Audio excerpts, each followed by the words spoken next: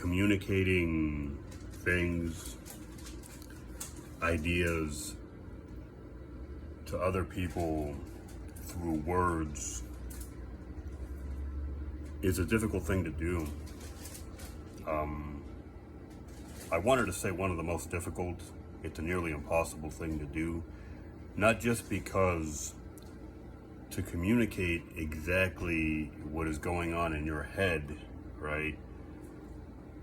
You're using words which form a bridge through which you can try to transport or convey something into the mind of somebody who doesn't think like you.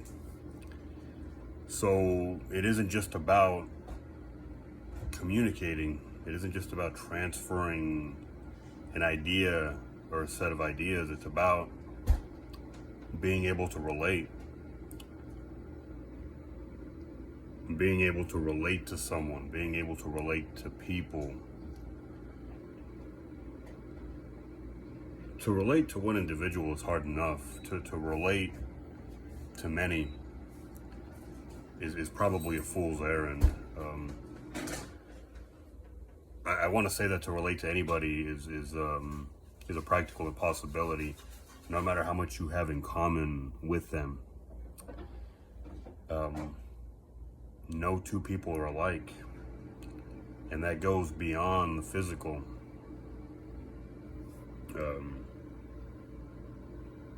Sorry, hold on a sec. I need a moment.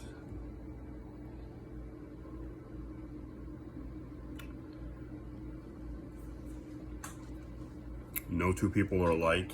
That goes beyond the physical.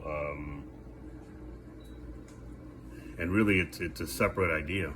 You know, we're all physically different, but we're also all built different mentally, psychologically, emotionally, in a way that just doesn't transfer from person to person. We're too different.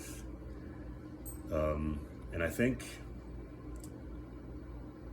we have to stop trying so hard to relate to others and maybe make it more of a priority to find peace within ourselves.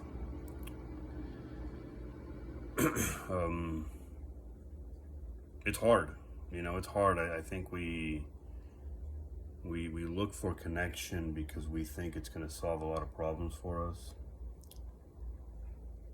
And I understand feeling lonely, but I mean in general, you know, I'm not just talking about a partner, a life partner. I'm not just talking about your friendships. I'm not just talking about, you know, your family, you know, how often you interact with them. I mean in general, nothing specifically. You know, I think we have to concern ourselves before connecting with others, before relating, because connections can be toxic. Before concerning ourselves with those connections, we have to concern ourselves with finding peace within ourselves. It's just part of being a decent human being, you know? If you're going to reach out to somebody or to people in general, why not bring something, if not good, at least decent to the table? You know, don't come to the table clamoring with your hands open, clamoring, you know, me, you know, give me, I need something. I need to resolve whatever I've got going inside me. I'm reaching out because and doing that is I'm not discouraging anybody to reach out for help if they really need it. You know, if you need a life raft and you're this close to the edge, I mean, I think we've all been there. You know, go for it, but don't make it something that you do sustainably. Don't base the entirety of your connections with others around desperately needing help or desperately needing to be fixed or anything like that.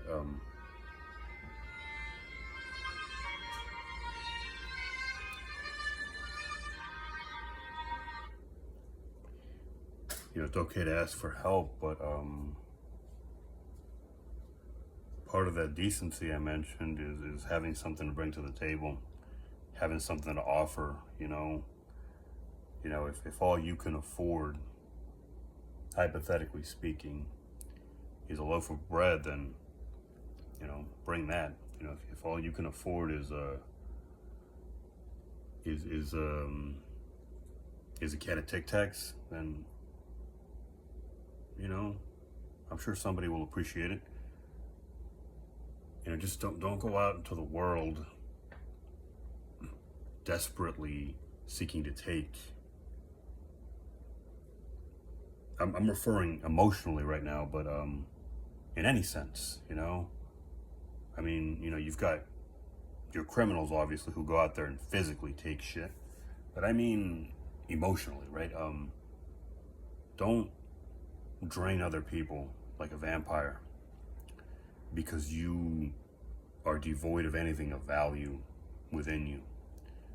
Focus on yourself, as selfish as that may seem, and build yourself up. And then maybe you'll be able to look yourself in the mirror and not, because inside, deep down inside, you're gonna know, even if you won't accept it. If you are what they call an energy vampire, if you're somebody who does nothing more than take and never gives, you'll know. Other people will know, but absolutely you will know. Subconsciously, whether or not you accept it, you're gonna know, and you are going to hate yourself. You are going to hate yourself for it.